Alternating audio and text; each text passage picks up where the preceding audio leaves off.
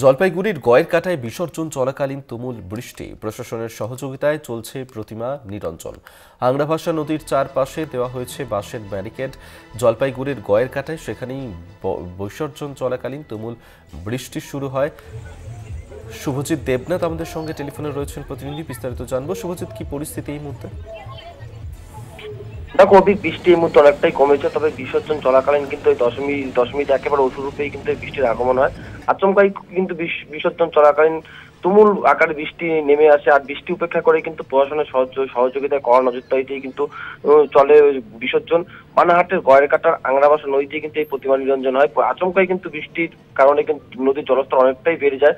পরিস্থিতি কিন্তু নিয়ন্ত্রণের জন্য নামানো হয় প্রথম থেকে কিন্তু সিভিল ডিফেন্সের কর্মীদের।